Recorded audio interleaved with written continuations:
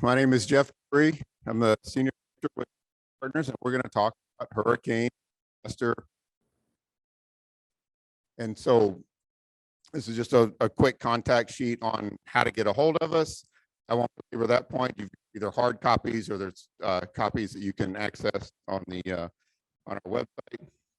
And I'm going to turn it over to our experts. I'm going to let them introduce themselves. I'm going to let them talk about who they are. But real quick, it's just disaster recovery services, and they have been a tremendous partner and vendor for us. But you're not going to be, this isn't going to be a vendor. This is going to be a deep dive into technical and preparation type stuff for your entities. And I think Shelley will probably kick it off. Is that right? Okay, so here's Shelley. Well, good morning, everybody. My name is Shelley Vineyard, and I am the Director of Procurement Specialty with Disaster Recovery Services. We are a turnkey disaster consulting firm, and so we're all about helping you all do your best to recover both financially and physically from all these disasters that we experience. They seem to be more rapid and more reoccurring and occurring more frequently, you know, as every year goes by. Again, we're here today really just to kind of help support you in your planning. Here we are again at hurricane season. Last week was National Hurricane Preparedness Month, so we're just a few days behind. But what we really hope to do today is to share some information with you to help you kind of a strategy. You know, this responding to disasters is sort of a continuous improvement kind of scenario, right? We learn things from every disaster that we. So we're going to share some tools, some insights, some things that we see as we work with clients across the country. I'm going to give you an opportunity to kind of flex your disaster preparedness muscles a little bit with some of the some activities that, you know, this is a safe place to try out your skills and see how you do. And then the idea behind what we're going to do today is going to be really that you walk away with some thoughts about what can I take back to my organization? What could we do better? What are we maybe missing, that we haven't thought about? And sometimes that's just based upon, you know, what you've experienced so far. So I want to allow my other team members that are with me today to introduce themselves. And I first that you introduce. Hi, I'm Melinda Sappington, and I'm part of the procurement team, and I work closely with Shelley. Thanks, Melinda. And Brad is helping me get set up.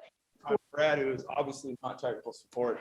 My name's Brad Bullion.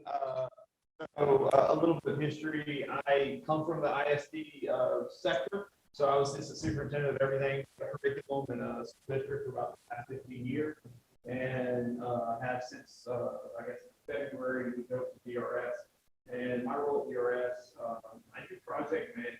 So for those of you, either schools or these cities that do big construction projects, and our project manager,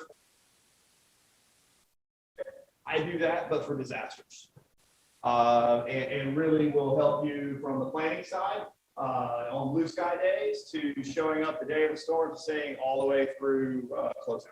And so, like she said, we offer a full storm, help you before the storm, during the storm, after the storm, procurement, claims administration, everything. And we appreciate the opportunity to speak to you today. And Absolutely. Thank you, Brad. Well, again, we are so grateful to Choice Partners for having us at this beautiful venue today. I mean, it's really going to be hard to compete with what's behind here. So I see you guys drifting off and looking out there, no shame. I understand why. But let's just kind of talk about where we're going today.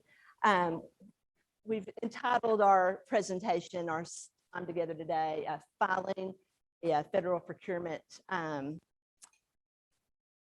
flight plan. Hang on just 1 second. I got to get back to, I don't think we're at the beginning of this presentation here. Bear with me. I'm sorry, guys, girls.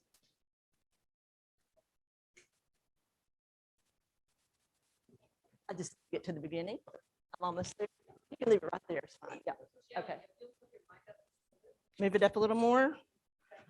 let's see, about right here. Is that better? Okay, perfect. Yes, I need to go back one. Sorry, guys.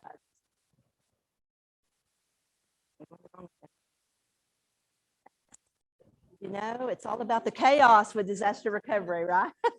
Okay. Yeah, don't hire us for tech support. That's right. That's right. That's technology support is not what we do. This is just, just so you know, we are working on an accreditation to be able to offer CEUs with our trainings. And so part of that accreditation is letting you know, number one, you guys know I work for Disaster Recovery Services. We've already talked about that. And I do receive a salary from them. Again, today, we're not here to sell you anything. We're just here to kind of share information and knowledge and help answer any technical questions you have about recovery. Also, I did want to disclose to you that I am currently a member of the NIGP Business Council. That's a non-paid position, but it is a position, those of you that are procurement folks are familiar with NIGP and understand what they're all about. Right. Main objectives today. We want you by the end of this session to have some things to take away with you, to have honed your skills a little bit. So we want to talk about, we're going to do a lot of things. We're going to understand how you go through as a local government, as a public entity, reviewing and assessing how you apply the most restrictive the procurement rules of federal versus state versus local. That's a requirement for these federal disaster grants that you have to do. And where are my procurement folks in the room? Can you just kind of raise your hand? I'm just trying to see who all we've got. Okay, perfect. Lots of procurement folks. How about facilities folks? All right. Finance folks? Who am I missing? Who am I missing? I just kind of want to know who's in our audience. Construction, public works. All right, some people don't want to reveal what they do, and that's okay. That is okay.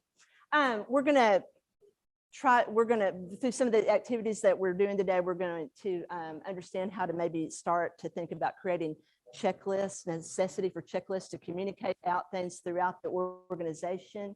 We're going to try to help you understand how to develop a strategy for sourcing all the things that we experience, our clients across the nation need for certain types of disasters. Some of these things you're probably very familiar with, particularly if you live in the Gulf Coast area. Some of them you might not have thought about, or you may not have experienced because of the extent of damages that you have or have not had in the past. We're going to utilize a tool to do an.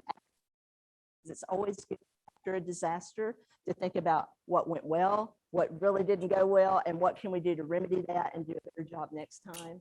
And then finally, we're going to be talking about the various primary federal disaster funding resources across the gamut. We've got some new ones, of course, that we've experienced with COVID and responding to COVID.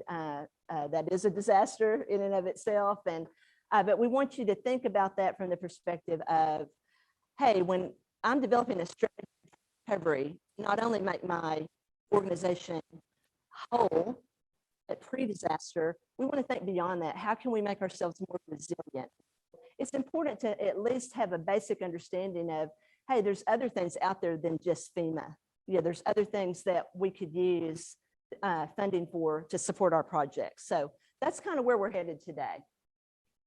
All right, let's talk about some student pilot mistakes. We're going with our flight team here. Procurement is going to be a big focus. We talk honestly, the biggest way that people get their money clawed back is procurement and contracting missteps, particularly when you're dealing with federal grants. In fact, the top 5 reasons that people lose their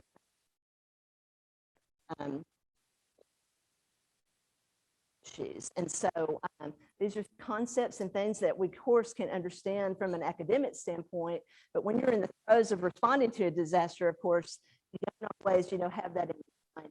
They're trying to get things done, trying to go about getting people, getting services back up, delivering critical services. But part of the process that we're going through today is to help us think about what are the things that we really need to have drilled into our mind. How are we going to communicate that to all of our end users when they're having to pivot from their daily type of purchasing and contracting, what we normally do, what are the things that we've got to add and how we communicate all of that out. So just to kind of show you, and I usually typically just pick on FEMA, but since we've all been through 2 years of dealing with a lot of other federal funding across federal awarding agencies like Department of Treasury, Department of Education, FTA, I'm gonna just make you aware that these mistakes can be very, very costly to organizations. So the first one I want to talk about is a FEMA example. This is a public school district. And the OIG came in after the situation was there was a very severe tornado that hit a very small square footprint of an area. And it happened in May. It totally demolished their one main high school.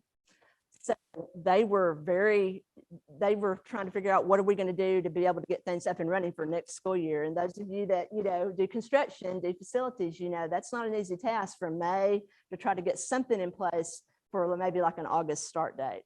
So obviously that was an exigent and emergency situation. They've got to find a way to deliver critical educational services to students. And FEMA didn't have a problem with them terming that as an exigent or emergent situation.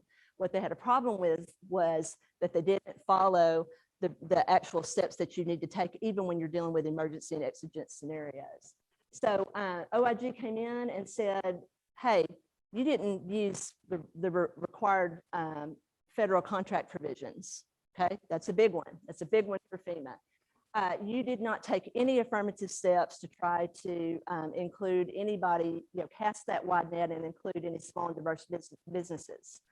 So $187 million is what OIG said. We recommend FEMA, you take that back. Okay, that's a huge number. Next one is a HUD, Housing and Urban Development. This was a CDBG type program, community block grant program. Again, inadequate procurement support, documentation. That seems like it should be pretty simple because we all know we've got tons of documentation, whether it's electronic or paper or a combination of both. But how do we keep all that together and make sure that we've got it to prove up what we've done? So documentation is one that absolutely we can get out in front of and be prepared for. But this organization, no procurement supporting documentation. They may have had it, but they never did produce it. Okay, they never would produce it when asked for it. And also they were seen to have restricted competition. So again, making sure when you're dealing with federal dollars that, the minute you start to kind of get things settled down, that you start to pivot back to your normal procurement procedures and start to go through your normal processes is very key. $2 million that OIG recommended be clawed back. Another one, Department of Transportation. Some of you that maybe somebody here in the room that works with Department of Transportation. This was across 5 state grantees. But for these 5, inadequate procurement support, we've got a thing going here, right? Lack of internal controls. There was no evidence that there was any kind of oversight going on with these projects that were being funded by federal dollars. Also, no suspension and debarment check, right? We've got to make sure that we're not awarding these federal contracts to people that have been suspended or debarred from participating in federal contracts. So again, these are all process things that we can get out in front of and really be prepared for. And then finally, Department of Education. This was a public school system. This one actually happened to be in Puerto Rico, but that they're eligible. Incorrect procurement of professional services. Services that they needed in the right way. Absence, again, of procurement supporting documentation to tell their story about what was going on, how can you prove up these expenses? 12.2 million was recommended to be clawed back. So these are huge numbers. It's a reality. It's like hard to believe when you're in a disaster that someone's really going to say you're doing good things, you're trying to get up and running, but we're going to recommend the money's taken back because it's part of the law. It's part of what it is. And so there's a lot of things that we have to pay attention to. All right, so now that's usually the part when Dr. Kim Abrego, who is our chief operating officer, I usually let her do that part because she just scares the bejesus out of people. You know, she does a better job of that. But those dollars are scary to me. I know for those of you that are, you know, good stewards of what you're doing for your public entities. So let's kind of dive in and talk about how do we begin to create this flight plan. So do I have any state agencies here today at all? Probably. Oh, I've got a few state agencies. So part of starting down this pathway of figuring out what your flight plan is that you got to figure out what your path is under uniform guidance. And we're going to really stick with uniform guidance today because all of these federal disaster grants we're talking about follow uniform guidance. So if you're a state entity, you don't have as many things you have to look to. You're going to follow your typical, you know, procurement policies and procedures that you would. But in addition to that, you are going to, number one, make sure you're not awarding to people that have been suspended or debarred. You're going to ensure that you have included all of the applicable federal contract provisions with every PO if you're required to issue POs in every contract. You're going to now, it used to be that states were not required under uniform guidance to follow the 6 affirmative steps as listed out for, you know, to do your socioeconomic contracting for small, minority, diverse businesses. Now, as of today, everybody that's in the program is following those 6 affirmative steps. And we're going to have some time to kind of dive into that a little bit later. And then, of course, you know, you want to make sure that you are proving that cost reasonable. You know, you want making sure that you're showing how are these costs that we're incurring and asking for reimbursement for reasonable and fair in the marketplace that you're in within that disaster. Obviously, when we're in a disaster, there's a supply and demand issue. We've all had logistical issues over the course of COVID. So you've got to remember that these audits often take place 3, 7, 10, I think Ike, I don't know, what are we on year 13, closing that, you know, people are coming back and looking at this stuff many years down the road, and they need to be able to tell from that documentation that you're presenting what's really going on at that time, so that they're not, because if they don't understand it, and you know, kind of leading the recovery effort isn't even there anymore, it's going to be real hard, you know, if there's a question to be able to prove that up. So non-state entities, you don't have quite as many hoops that you have to jump through, but there are some things that you need to be sure that you do. State entities, non-state entities, which is going to be all of our local governments, state agency or a state university, instrumentality of the state, is going to follow all the rules at 2 CFR 200, 318, all the way through 327.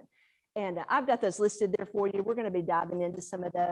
Just, you know, knowing which path, knowing number one, how am I as an entity positioned as a recipient or subrecipient of federal funding?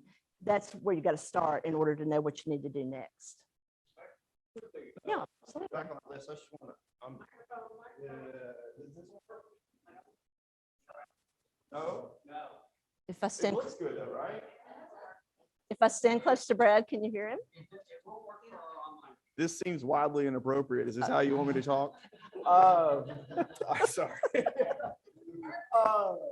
So one of the things I do want to, I'm trying to stay close to you. You keep backing away. I know. You said it was inappropriate. And I'm used to being close, and she's like, no.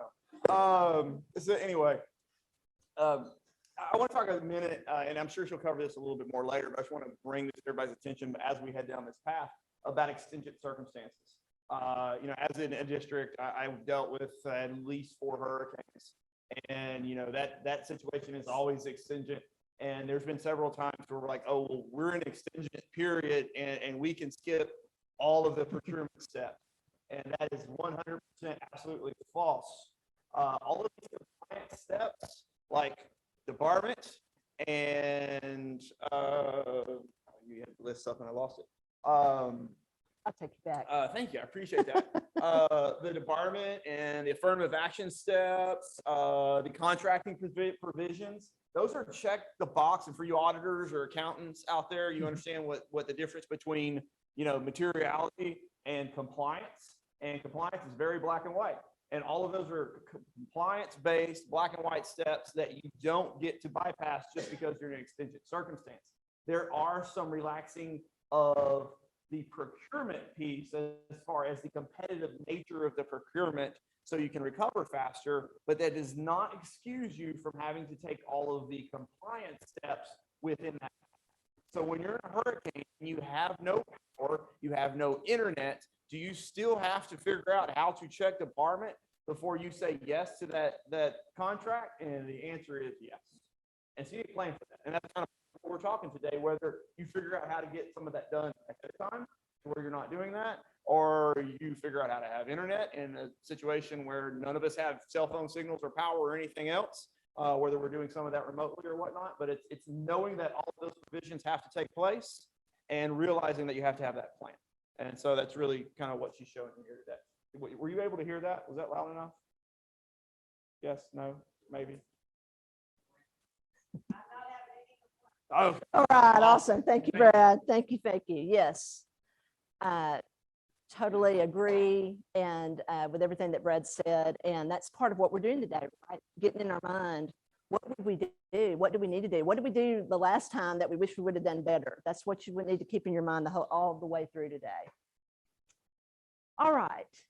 So kind of staying in that non-state entity lane, with the majority of our folks in the room, again, you're going to have to take a look at what's the most restrictive rule for every one of those things in 2 CFR 200, 318 to 327 from federal versus state versus local. Now, you all are public entities, so, I hope there's nobody here that has a local policy that's not in alignment with state. You probably have a lot of things that are more restrictive than state, but you're not less restrictive than state because we've had other issues that we need to talk about. But a lot of times when we talk about the most restrictive rule, people think, oh, that's just about bidding thresholds, and it's really about that's a big one. That's a big one that you need to figure out real quick. But it's about a lot of other things too, whether it is bonding, whether it is, again, contract provisions are going to be different for federal than probably what you're used to. Economic contracting may or may not be part of your normal procurement process. So you got to think through, how are we going to engage folks and do outreach to these small minority diverse firms and say, hey, we want to include you in these federal projects funded by federal dollars. And for the federal from the federal standpoint, that's not a set aside requirement. But if you've got, let's say you've got a diversity, business type program that's for your local government, if you've got some things that are more restrictive as far as set asides or whatever, then that piece of it, then you've got to still follow that. So a lot of times it's a mixing and a matching, okay, of some of the things that you're needing to look through in order to determine. Melinda and I work with clients all across the country, and it's always just interesting. Sometimes you can some of them are real straightforward, as far as like, well, we required, just, 3 quotes up to this dollar level, and then everything else is a, formal competitive process. Then we have a lot of clients that, based on their local government governing, they say, we want, 2 quotes for this level, 3 quotes for this level. And so you have to kind of align that with what the federal thresholds are. So other things, public posting, you need to pay attention to, am I following our requirements? Are there any, are there requirements that the federal government would require that I, normally would not have to go through? You want to take a look at that. And then, of course, a big one, particularly a lot of times for, we all are, again, public entities. We want to support our local community. That's part of why we're serving where we're serving, because we want to support that. But a lot of our governing boards, want us to include as a evaluation factor, whatever local preference. You cannot do that from the federal standpoint. That is not something that you can do. So sometimes I've had lots of conversations with governing board members that were not, they're like, we're trying to recover. Why can't we support our local businesses? It's not that you can't support them, but you cannot give them points when awarding contracts or bids for local preference when you've got federal dollars involved. All righty, now you're going to get a chance to try and your hand at a few things. So I think everybody has here in the room has a workbook. And if you will turn to page 17 and 18 of that workbook, I'm going to give you, and you can work on this individually. You can work on it with a group at your table. You can phone a friend, whatever you want to do to try to work through this. But I'm going to give you, we've given you some scenarios of the most restrictive rule. These are just some samples, okay? So what we want you to do is to take a look at each of these categories, try to figure out what would be the most restrictive in each of the scenarios. And then we'll come back together and kind of discuss and see how we feel about how well positioned we are to be able to do that kind of analysis. And I'm going to give you 6 minutes, and I'm going to go ahead and start the timer here. All right, I hear lots of good conversation going on. Let's go, you don't have to put your pencils down, but we're timing it because you got to be able to think through this stuff fast sometimes, but also because we've got a lot to cover. So let's talk about the procurement methods. Anybody want to share not only what was most restricted, but what you think those procurement methods, both micro up to the simplified acquisition threshold and then above the simplified acquisition threshold would be for this particular entity? Don't everybody all chime in at once. All right, so from the federal standpoint, micro purchases are 10,000 and below, correct? So what is more restrictive at the micro purchase level for this county? Federal or county, okay? And their micro purchase threshold goes up to what? Very good, very good. 7,499 and 99 cents. All right, so then this is where it gets a little interesting for this county versus the federal rules. We're talking about small purchase procedures up to the simplified acquisition threshold. So we stopped at 4,000, what did we say? I'm sorry, 7,499.99. So we're going to start at 7,500 up to what, based on the local policy, would they be able to do? Okay, let me ask you this. So, and I'm going to talk about this from a FEMA standpoint. If you know that FEMA requires 3 quotes for that small purchase between, right above micro all the way up, whatever, the simplified acquisition threshold is for this entity. This entity requires 2 quotes for what level? Up to what? 2 quotes up to 49,000. All right, so if FEMA requires 3, is 2 quotes going to do it for you in that range? So you're going to have technically from 7,500 up to 10,000. Well, you still 7,500 up to 10,000, you're going to have 2 quotes because that's what the local government requires. From 10,000 up to 49,999, you're going to need 3 because that's what FEMA is going to require. And then 50,000 and above, you're going to need a formal competitive method. So that's a situation where you get all this little bifurcated stuff within that small purchase threshold. So you need to pay attention to that. Yes, ma'am.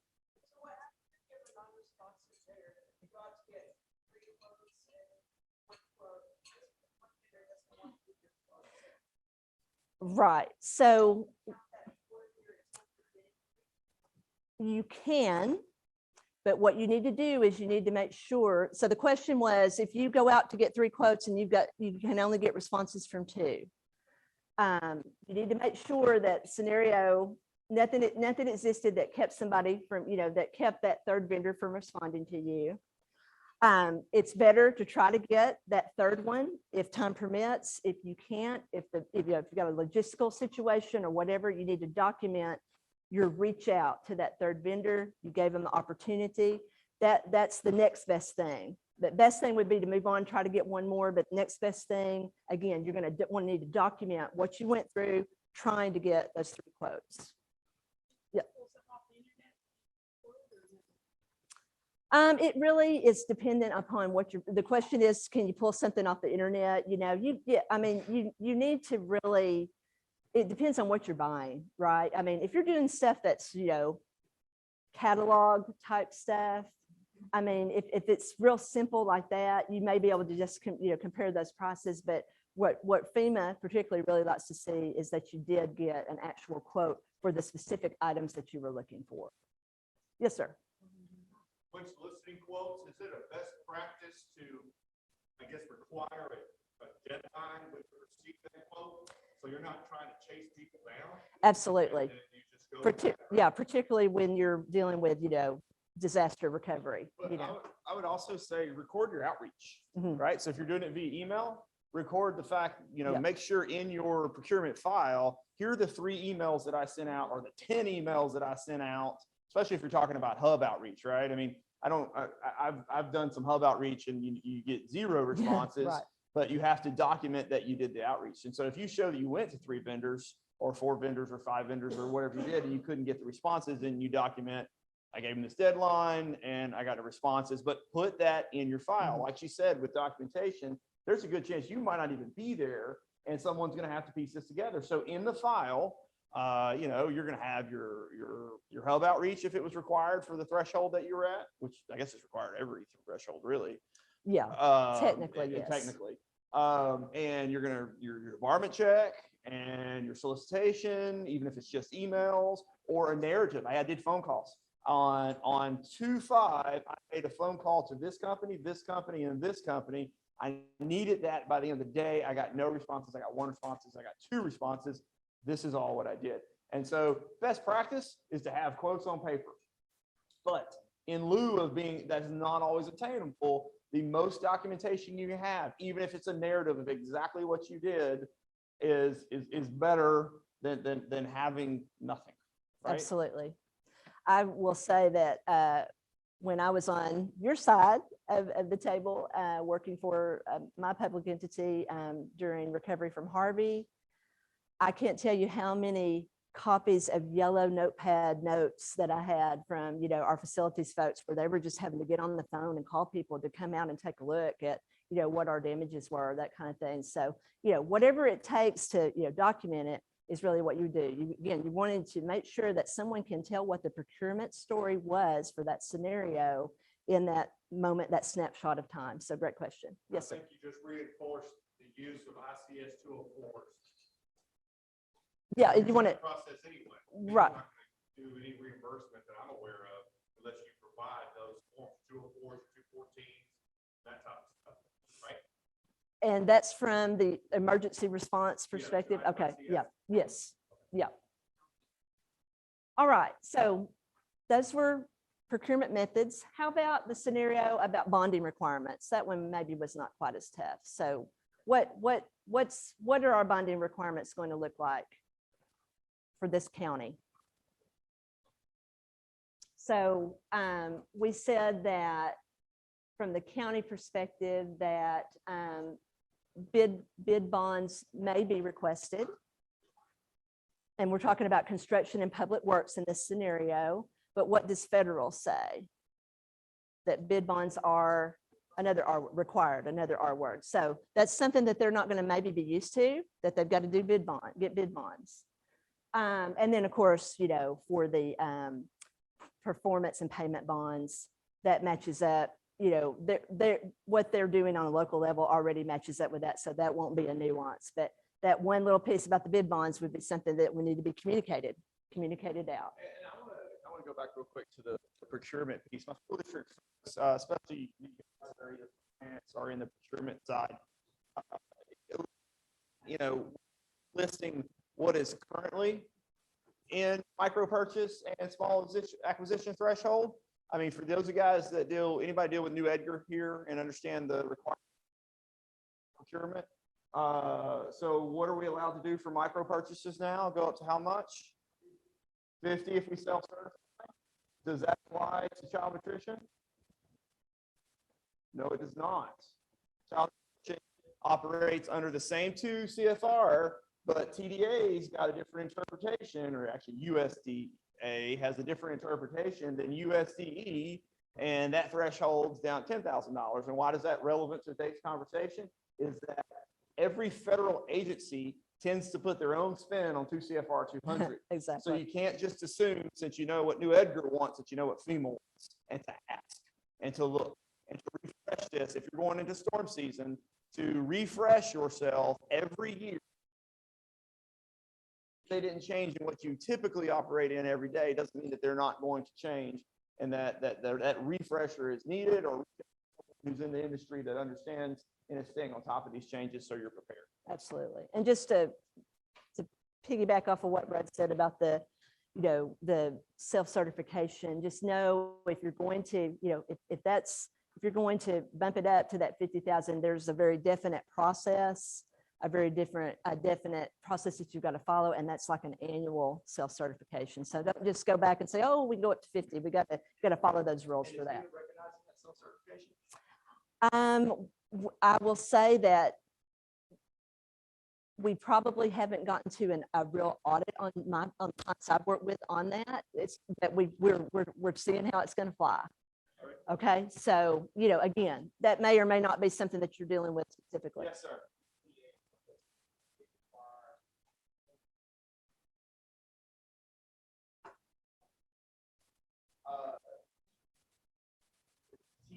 So TDA has no regulatory authority. TDA. Some people back there also.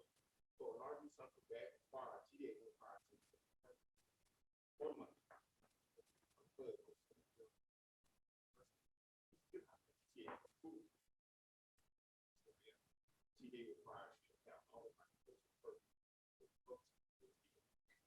So you're talking about Texas Department of Agriculture, just for our, yeah, absolutely. Yes, and I think this, that's. I don't think. And I think Sorry. I believe. Can you hear what? Yeah, that's what I'm talking. And correct me if I'm wrong, sir. But I believe the conversation was, don't you have to go through TDA, Texas Department of Agriculture, to get those requests through USDA? And the conversation is really, yes, you do. And that's going to be in every, so in the school sector, right, we use TDA to get to USDA. TDA is a pass-through of federal dollars. In TEA is a pass-through, gets money through USDE. Well, FEMA operates in a very similar way to where they work through TDM, which is the Texas Department of Emergency Management. And so, rarely, at least in those scenarios, we're not getting money straight from the federal government. We're always getting money through a pass-through. We're actually a sub-applicant. Now, if you're a state agency, that's not necessarily the case, but as these, how would you call them? Non-entity? Non-state entities? Non-state entities. I gotta get my vernacular right. But these non-state entities are typically always sub-applicants. The applicants actually, in the FEMA space is TDM. And yes, you're gonna have to work through TDM and prove your procurement up to TDM. Your procurement doesn't get proved up to FEMA, it gets proved to TDM and their auditors, really. Absolutely. Does that answer your question? Good. Yeah. So again, it's the path, your entity, how you're going to be, and you may be looked upon as differently based on these different grants we're talking about, but your position and, whether you're a recipient, subrecipient, whatever, all of those things go into making your decisions about what you're going to follow there. All right. And then on the socioeconomic example, the county, I'm paraphrasing, is encouraging, right, the use of small and diverse businesses when possible. They didn't really have a lot filled out, as far as what the steps are. So, but knowing that, again, in our, 2 CFR scenario, there's very specific steps, right, that federal want to see that you're following. And really, again, you're going to hear me say documentation 1,000 times today. Documenting these steps, how you're doing that. Is that in the form of, your email list where you're reaching out to these small and diverse firms? Is that in the form of a taking notes from a phone call that you had? Is that in the form of internet searches that you're doing to look for firms that you could include in these processes? The documentation of that is key. All right, great job, everybody. Let me see if I can, I'm gonna have to forward this one a little bit different. All right, so again, all of the stuff that we're doing, that exercise you just went through, did a great job of flexing those muscles, but you want to go through that type of scenario and analysis for all of the areas, okay? Whether it's your, all the, typically public entities, as far as their general procurement practices, or you've got a lot of compliance issues we got to deal with on a daily basis, right outside of a disaster. But you want to make sure that you have good, documentation for your ethics and procurement policy, good, documentation for, any remedies that are taken for people that don't, keep an equal and level playing field, that are making procurement decisions in your organization. Full and open competition. When you're dealing with federal funds, they want to generally, outside of the emergency response, they want to see that you are casting this big wide net to allow as many people to come in and participate as possible. So you want to, for all your different thresholds, create, and realizing that most of you are pretty decentralized when it comes to purchasing decisions that are being made, people making decisions about what's going to be purchased. I mean, everything's coming through your procurement department, but lots of people out there need to understand if there are different rules that we're going to need to follow when we're faced with a disaster and potentially going to be asking for federal reimbursement. They need to have checklists to tick off. If that's not their daily job, like just be able to have that all in their head, that they can check off and make sure that they're ultimately providing you or providing your procurement department with what they need to support those purchases. And again, you want to do it for every level based on like the thresholds we talked about, but every type, whether it's like supplies, or if it's professional services, or if it is construction, all those different types of purchases, you want to make sure that those checklists match up and that people can easily follow them. A lot of us on a normal basis, I mean, some people have pivoted to just let's just throw all those federal terms and conditions into our normal boilerplate because we're tired of having to figure out how we're going to amend or whatever. Some people do that. Some people don't want to do that because then they feel like it really restricts responses for the everyday kind of stuff, because you get a lot of vendors, particularly vendors that are not used to working in the federal space. So like, what are all these terms and conditions and what do they mean? What am I signing off on?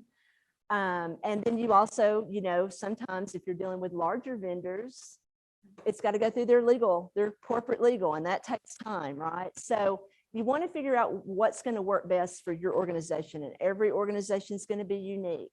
A lot of people use a certifications addendum where they've got all those federal certifications listed out. And then for each one, it's like, if applicable, I agree to do this. So that kind of, you still have, it's a long list now, particularly with the ones that got added, additional ones that got added for, telecommunications type purchases, for domestic preference, that things that got added in 2020 for the uniform guidance. It's very intimidating if you're not used to looking at it all, okay? But if you've got that addendum and you can explain you're signing off if these are applicable, it kind of helps people ease through that. But you've got to have those federal terms and conditions incorporated. You've got to have a process. Let's say you're using pre-positioned contract.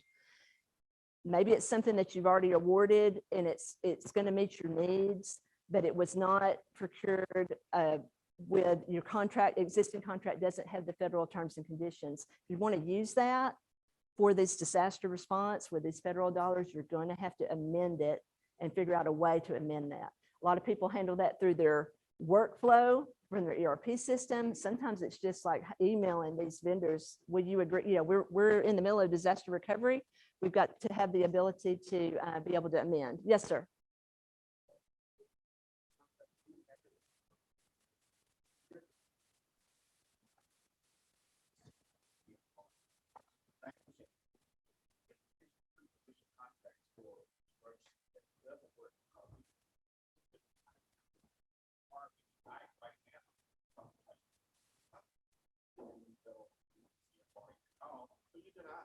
gotta be very careful. Contract, wholesale, contract. Absolutely. He's making a very good point that often and in the past, when you're using federal work, using a pre-position contract and those terms and conditions were not included, that, you know, if trying to amend that is not always going to work. I will tell you though, just in this past month, both in the state of Texas and the state of Louisiana, I've seen pre-position contracts that were utilized for disaster response go all the way to the State Department of Emergency Management. That's, you know, their auditors are reviewing, and they're going back to applicants and saying, we want you to amend now after the fact so that we can support recovery. So, you know, there's some movement there, and go ahead. But best practice, you know, Yeah. his comment was, we tried to use a pre-position contract and it didn't work because we didn't have these federal compliance pieces in there. And so best practice is, yes, you can use a pre-position contract, get the federal pieces in there. And so, I mean, that's in large part what we're trying to do with some of our clients is, you know, look at your risk, figure out what pre-position contracts you need to put in, and then you put those in, but you make sure that you're using a federally compliant or federally compatible cooperative, such as Choice Partners, someone who's doing their due diligence and really making sure that these are fairly compliant contracts that are put out there. And then if they're not already part of the compliance, you put in these supplemental pieces of these required documents. So all of that is in there. I have had to go back to contractors and said, look, you know, we were free, we didn't do this, and now I want you to sign off on these things. And sometimes they really balk on those. Yeah. Whoa, Clean Air Act. Oh, wait, this. I mean, if you read the language, it's 9 pages of stuff that they may or may not be so happy to sign on to after they have your money. Now, they're always happy to sign them when they want your money. So, you know, that's why we're having this conversation now. Get them in now. Get them in now. They'll sign them without thinking about them. And you have that. So we're a huge proponent of pre-position contracts and leaning on your good cooperatives. Not all of those are created equally, but leaning on your good cooperatives, but all the pieces in place, your government check, everything taken care of, sure that all the components that you need are in there. Follow up to that too as well. You know, let's say you're in a position, you've used a pre-position contract, you didn't amend with those, you know, federally required contract provisions, and you get, you know, state coming back and saying, you know, we really want you to reach out. You need to document that reach out. You know, whether you have multiple, whether it's phone or, you know, email, you want to document, you want to have a copy of your email where you're trying to comply. Because I will tell you, I have many clients, depending on the you know, the dollar value of the contract or whatever, when they can see that you were trying to comply and trying to align, and now moving forward from a certain point forward, that you're in better alignment with these things you're asking to be reimbursed for, and successful in being able to get and to move on. Yes, Joanne. Shelley, do you have any examples of an amendment for the requirements after the fact? Yeah, we've got a lot of examples. I tell you what, Melinda, if you'll make note, we're going to have a list of who's here, both in person and virtual, right? So we can provide that out to the group. I don't have one that I can pull up right now, but yeah, we've got samples of how people do that.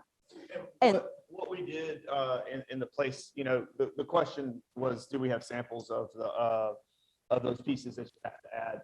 I know in the area that I was in, you know, we had what we called our attachment piece. It's a federal contract.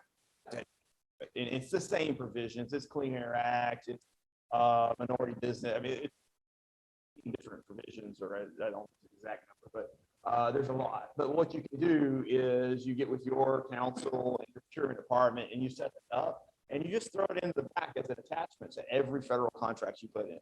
You agree with that? Absolutely, absolutely. And then and we're going to get off contract provisions, I promise. But one other thing I'll say, and Melinda can attest to this, sometimes you've got that big, huge addendum with all of them, you know, And then you've got a vendor that's balking at it. Sometimes if you can then stop and figure out, okay, this is the dollar value and these are the ones out of this long list that really apply to this specific purchase, and narrow it down for them, highlight it or whatever. You can get that and be better, get moving on down the road with that as well. So there's lots of ways to get to it. All right, so addenda, forms, checklists, making sure your bid templates that you have either a way to incorporate easily via addenda or whatever to your standard boilerplate, or have a federal boilerplate for things that you're going to have to bid out.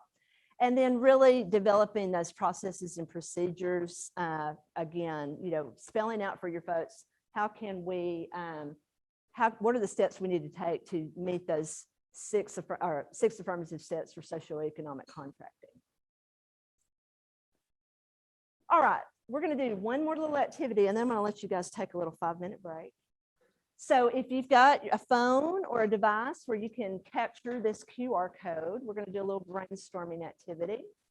And so we've talked a lot already about documentation, and I'm not finished talking about documentation. I'm trying to speak up. I'm sorry, guys, online. But I want you to think through in your typical processes, your procurement processes, what is good documentation to demonstrate that you've complied with these federal requirements? And just, we're just looking for individual words. I'm going to kind of wait for people to capture the code. And then once I see that your devices are down, I'll move on so we can kind of see in real time what's happening. Is it working? Is the code working? Oh, too far. Okay. I'll move out of the way. Maybe that would help.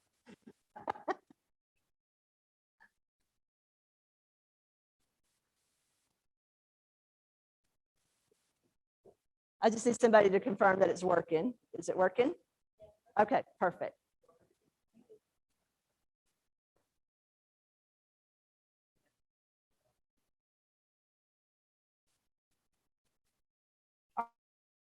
Talked about that. Procurement policies is a great one. I mean, I'll have to scroll a little bit here for us to be able to see what all these responses are. Oops, went the wrong way.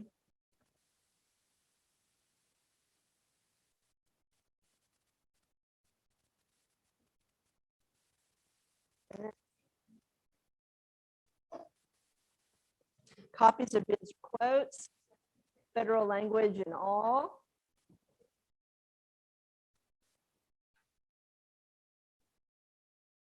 Lots of checklists. You guys are hearing about the checklist. What are we missing? What have we've already talked about today? It may have come up and I didn't see it. What's one thing you want to make sure you document for any federal purchase that you're making? Starts with an S. SAM or suspension department check. Want to make sure you do that. I know it's a little tricky. You're trying to make it bigger. Now that we're in the presentation, I don't think you can. All right, so policies and procedures, quotes, conversations, notes, suspension and debarment check, really from cradle to grave, okay, about that procurement, the individual procurement. The other thing I failed to talk about was if you are a non-state entity, and we're talking about emergency purchases here, when you're relying on that emergency or exigent circumstance, you are required to have a justification or a narrative for every use of that when you're relying on that non-competitive emergency or exigent justification. So you want to have a form that makes it easy for people to fill out. This is what was going on. This is why we couldn't take the time to stop and do a formal bid or go through our normal process, and document that individual justification for each of those purchases is required. Property tax check. That's a good one. If somebody's not shy that put that in, tell me why that's important. Yes, ma'am.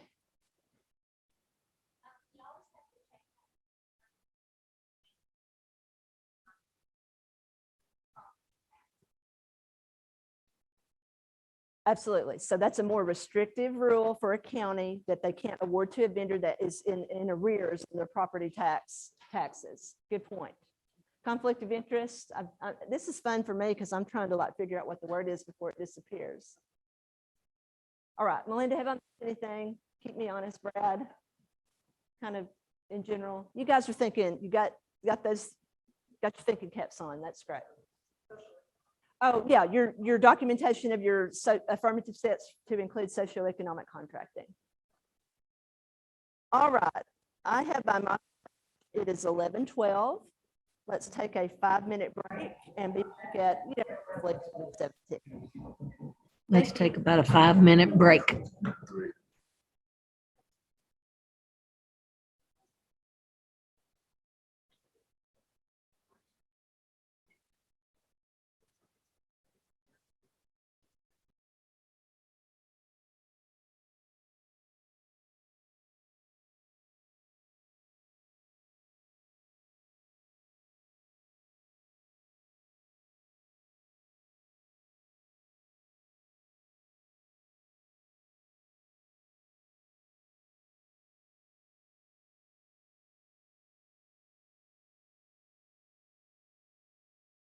That's what makes these kinds of events really worthwhile, is sharing. You all have a lot of great ideas, a lot of projects that you have done in the past, projects that you're thinking about might be upcoming.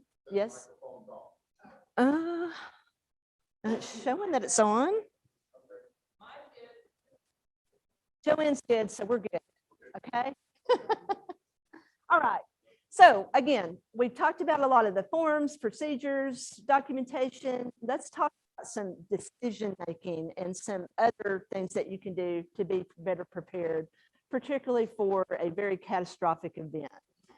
So one of the things that you really want to think about, and again, I'm kind of speaking to the procurement folks in the room, but it really is, departmental, purchasing touches everything, right? So we want to make sure that we've really thought through as an entity, number one, what are the most likely kinds of disasters that we're going to probably experience, okay?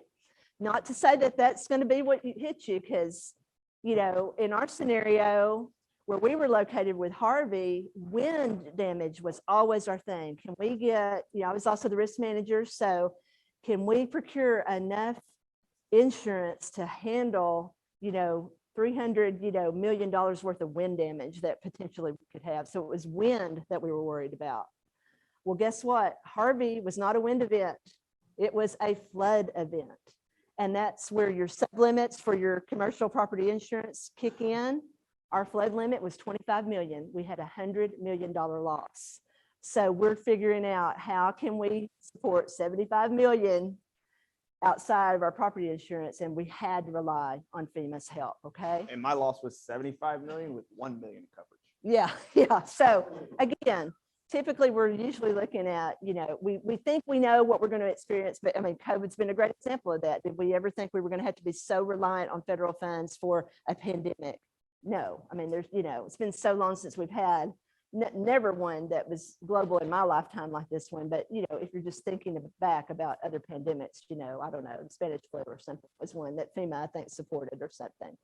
Anyway, so you want to think about what's most likely, but also what's the potential of what types of disasters, and kind of put yourself in that scenario and like, what are going to be the things that could typically get damaged, get taken out? What are the things that we've got to absolutely, that are mission critical to whatever my agency is supposed to do for the public? Okay, what have we got to get back up as soon as possible? So you want to think about your high dollar, high frequency type categories needed for disaster response. I mean, that's all the way from supplies, all the way to heavy equipment, to what kinds of services, contracted services am I going to need just to be able to get people back into the building to start trying to function. Want to take a look at your pre-awarded contracts, and when you're awarding, if you've got major categories that are going to be needed for a disaster, maybe you think about the next time that's up for solicitation to go out, we include those federal terms. In the event of a federal disaster, these terms and conditions would apply. So you're not having to worry about amending things after the fact. And then again, a good purchasing cooperative where, you know, you've met your state requirements with the bidding process that's going on, but a cooperative such as Choice Partners that really understands what the federal requirements are, every one of their procurement is procured according to the federal standards. Now, your co-op can't do everything for you as an applicant, okay? They can do certain things and a lot of things, but they can't require your contractors to, you know, take socioeconomic steps. You need to do your own cost of price analysis for anything that's over the simplified acquisition threshold. Even if Choice does, you know, independent estimate before they issue bids, they do their own cost of price analysis after the bids come in and are awarded.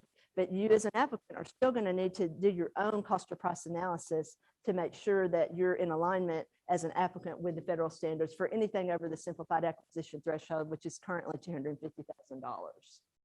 So you want to think about, this is my mix, my basket of all the things I might need. What have I got in place now? What categories am I thinking that we may be missing that really we might need? How are we going to, what if disaster struck tomorrow? Where would I go? What would I do? How would I do that? It's all part of this planning process. So again, what do we have in place? What do we need? And then how are we going to get there? I want to add one thing about the gap of, you know, trying to quantify that gap. She's talking about, you know, insurance and deductibles and all that piece, and, you know, where that gap might get filled. A show of hands, how many of you have had your organization accept FEMA money at one point or another in its inception? Got a few? A few? Okay, so you're familiar with Obtain Maintain? Insurance. That you have to that once FEMA gives you money for that building, they're not giving you that money again. And therefore, that time that they came and they helped you pay for that $1 million deductible isn't happening a second time. Right. And that FEMA funding's not there. So you just need to be aware, you know, sometimes we lose track of that, right? We remember that. Now I'm gone. Now who's the guy replacing me or girl? And do they remember that that's a requirement? And so we just want to make sure that everybody's got that in the back of their mind when you're thinking about exposure, that Obtain Maintain be in your mind and make sure you're managing that. Absolutely. Great point. All right. So you're going to get another opportunity to show me how awesome you guys are and thinking through some of this. In your workbook on pages 19 and 20, what we've got here, the first page is a list. These are categories of services or goods that we typically see are needed for disaster response, all kinds of disasters. So this one, you probably want to either stick with your friends from your own entity that you came here with today. If you're here by yourself, you want to think about this in context of your own entity and what you know. Some of it may be you don't know. But what I'd like for you to do on both of these pages is take some time to identify what are some categories that, you know, I don't know that we have anything in place for this, or I don't know what we don't have a local bid. I'm not sure if we have a co-op that we know that we would go to, whatever. Both this contracted services on page 19, and then there's some equipment and supply stuff on the other one. So again, I'm going to give you 6 minutes to kind of work through that. Feel free to talk about that as all righty. I'm going to call time for this activity. Anybody see anything on the contracted services list or the supplies equipment list that sort of surprised you, or you think, I'm not sure, that's something I need to go back and check on? Or have you guys got it all? Temporary office rental, that's a challenging one, and particularly when your disaster spread. Where do you find the office space? That with Harvey for sure. Something else, housing. Okay, so you know, kind of a lot of us that have been through all this, you know, just time delivery for a lot of stuff, shrinking our warehouse spaces. You know, with COVID, what happened? You know, it's like, oh wow, I wish we had our big warehouse back, or I wish we had more stock, because then we couldn't find it anywhere, right? So warehouse space is one. You know, temporary warehousing space, additional warehouses, because you've got a lot of things that you're going to be ordering and procuring. They're going to be coming in and they have somewhere to go. Anything else that jumped out at somebody? And again, you want to take the thought process and figure out where we are, what we need, and how we're going to get there. If you've got a long list of things that need to be bid out, you can't do that probably in 1 year. Okay, so you're going to have to figure out what's the most critical that we're going to add to our bid list for this year. And then until we get there, we're going to have to rely on go to co-op or have some other plan in place for some of this. And then, as your bids are expiring, be thinking about that. I wanted to ask Brad to talk a little bit. A lot of these contracted services we're talking about really come back to time and materials contracts. And so just some special things that you guys need to think about dealing with time and materials contracts. You want to do that? I'll just walk away with it and be jerked back. Okay. So first I want to talk about the importance of pre-position contracts. We talked about that a little bit earlier. I was talking with the gentleman from Alvin about this, and this is kind of one of the things that we're trying to set up and do. And then you can do this on your own, and that's kind of what we're talking about as well if you need to. But I don't know how many of y'all have been there when the roof that's left is still slapping because the wind's down to about 35 miles per hour, but it's not quite 70 miles per hour anymore. But I've done that several times. And it's a bit overwhelming. And it's a bit overwhelming because your resources are very thin. You're not really sure who to call. And you're looking at buildings that from a school side that you've got to get back open so your community can get back up. And if you're on the county or the city, you got to get your services back up together so your city can get back operational. And so, we've chosen this path as careers to work in these industries, and we're all very passionate about what we do, or we'd be in the business of making more money somewhere else. And so we're passionate about it. We want to fix it as soon as we can. We get in a hurry and we hit the go button. But what happens, or what can happen a lot of times, is these monies get deobligated because we didn't go through the procurement steps. We didn't do all the checks. And so how do we overcome that in a better, more prepared fashion? And the answer is pre-position contracts. And whether, they're through a cooperative, like a choice partner, or you bid them because you're so big, this is going to be a really, a big deal, and you want to bid these services out.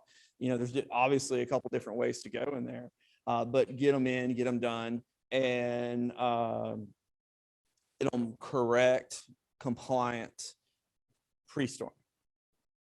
Best practice, not always practical. And, we're sitting here, it's May, and we are, I guess, 18 days from the start of hurricane season. There's a big chance that you're not going to get everything on that list procured correctly, right? And so, the next step is, all right, I'm in the storm. I didn't get these pre-position contracts. What do I do? So what is, in your mind, what would you think maybe the number one offender is on these contracts in federal procurement? Do you have any guesses? Time and materials. Time and materials is actually eligible in FEMA contracting under the extingent circumstances. You've got to manage those time and materials. You've got to prove the time and the materials very diligently. It's not the easiest path, not near as easy as a hard bid, but who has time for a hard bid, and who's going to adhere to that hard bid when you're, a day away from the contract? So time and materials is an option. It's a sticky option you have to watch out for. What is one, and I see this in every remediation contract that anybody's ever tried to give me. It's cost plus. Okay. There is a strict moratorium on cost plus in federal procurement. It is 100% not allowed. And if you put it in your contract, TDM's going to look at it and they're going to deny it every time. And everybody wants cost plus. Why do they want cost plus? Why is the driver of cost plus? Well, one, the insurance companies don't mind it. They get to see the cost. They know that there's profit. And so the remediation companies that don't deal a whole lot in the federal space know that the insurance companies either like to use time materials or cost plus or Xactimate. And so there's a driver from that side of it for it to be in there. And the other thing is it protects those companies. So those companies are able to come in and say, hey, I'm going to, whatever it costs me, plus I'm going to get my 10 and 10 on top of that. FEMA doesn't like it. And it's, or not FEMA, the federal government doesn't like it. It's in the CFR because of that, because they feel like that provides a bad incentive for that contractor to drive up the cost because it adds to his plus. All right. And so these aren't necessarily, yes.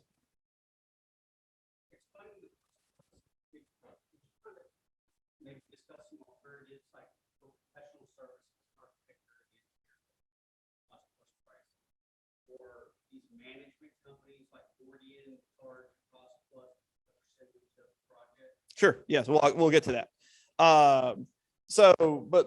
But basically just want to make sure, you know, one, cost plus is something to scrub from any contract, even your extingent contracts. So where the extingent contract allows you to not competitively procure, it does not allow you an exception from cost plus. All right. And so I have had luck, you know, where I was not prepared. I had not done a pre-position contract, but I had a disaster and I had a contractor that was coming, gave me this contract, but I had enough experience to know that when you sign these contracts, that someone 6 years from now, going to review this contract. This person out of their mother's basement. They don't care what kind of pressure you're under or what, you know, who you're to, and what community you're trying to get up and running, or what kids you're trying to get back in the schools. They don't care. That doesn't matter to them. They are trained about boxes. I'm going to check this box. I'm going to check this box. And I'm telling you, you're obligated. So I'll get off my soapbox about the cost plus. I want to make sure you're really aware. So I realized that was going to be a problem. And so I went to that contractor and I was like, look, I understand you make money here. I'm okay with you making money. I just need to make sure that this is reimbursed. And when you're making those decisions, I think there's two things you need to think about. One, where's the main source of my recovery coming from? Okay. If this is a windstorm and you've got $100,000 deductible, then you want to be really, really compliant with that insurance policy as long as your sublimits aren't going to hit you. Right. I know I've got $100 million in wind coverage, $25 million building that's damaged. I got $100,000 deductible. I've got $20 million of damage, $5 million worth of damage. This is an insurance claim. And I want to make sure that this recovery is based off of what the insurance policy wants, because that's where 99% of my money is coming from. Or you're me. I've got a building. I've got a 115,000 square foot building. It's just been, it's in the floodplain that we're not going to replace. I had an NFIP flood policy on it, and I'm getting $1 million for content and combined. Wow, I am screwed. Was my first thought. Second thought is, okay, how are we going to overcome this? We knew this was going to be this was a Harvey claim. This was going to be a huge FEMA project. And so everything had to be FEMA compliant. And so once you've determined that driver is FEMA, that's where you're going to, push these contract pieces. And so that you work with your remediation contractor to say, what can we do? And I've had some do it on a square footage basis. Right. And so this is $9 a square foot. You need to reach out. If you're in the middle of disaster, so you can reach out and either get a comparative quote or at least get an idea that that's competitive. So you're not going to have it balking on that fact. It's good to know people to make sure that you have something to lean on, or you could possibly do a time and materials contract. But back to his comment, that might take care of your mediator, but you're also going to have architect fees or management fees or project management fees. I know that we understand this and we do project management. So we're going to charge rate. We're going to lean on our choice partners contract and charge an hourly rate for all of our services to make sure that it is federally compliant, and that when that 5% DAC that you're trying to get straight up cost on your federal programs is going to pay for our service. Architects is a tough one in Texas. I know on ISDs, there's a standard architecture 6% for the cost of work. That's just how they operate. And so we're going to have to reinvent that. It creates a chicken and egg cycle because if the architect hasn't designed, like if you're doing a replacement building, if the architect hasn't designed the building, how big do you know it is? How much is it going to cost? So they don't know how much to charge. And if you have to get a quote from them before you're able to do it, so how are we going to make this work? And the answer is you just have to figure it out.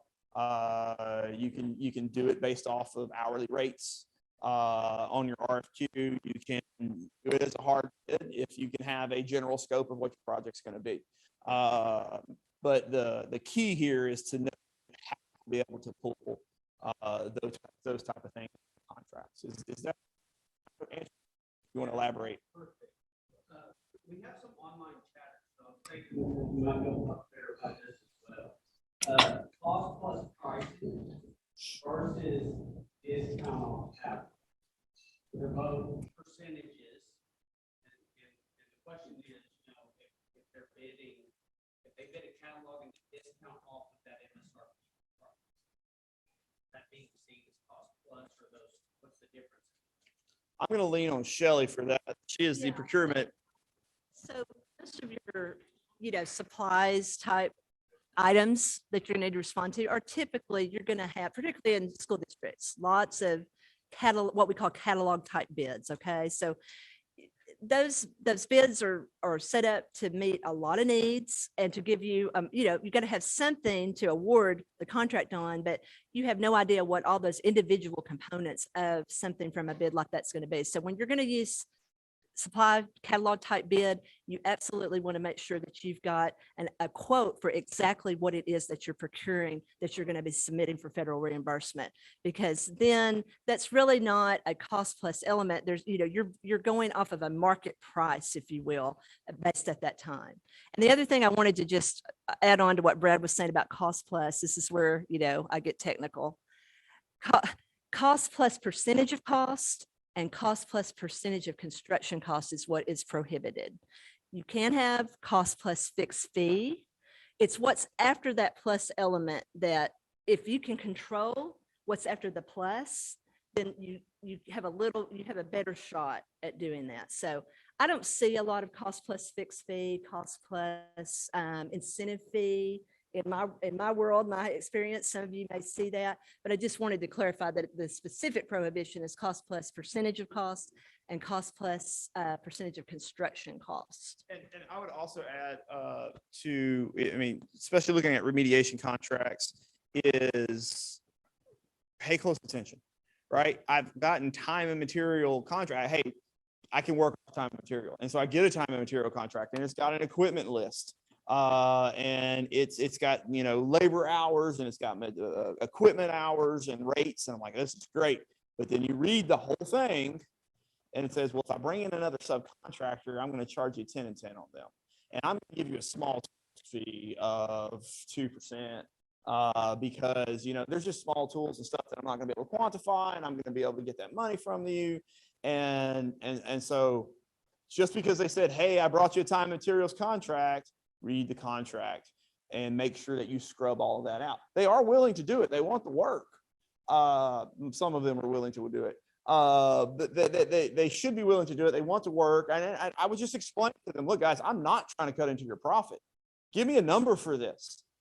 Take this number out and give me a number that's going to let you make money and going to let me get reimbursed, because this is how I'm going to pay you. You want to get paid, right? Well, if you want to get paid, you need to make sure that you help me out so that I get reimbursed. You win, I win, we all go home. And so that's the goal, and that big warning. Yep, absolutely. Just a little anecdotal story on remediation contractors. And I've been asked to help a lot of entities try to get a pre-position contract for remediation type vendors. Of course, you want to have that ready to go. And the big national firms, their cost sheets, their price sheets, every one of them, even when you tell them specifically in the bid requirements do not provide us cost plus percentage of cost elements within this contract.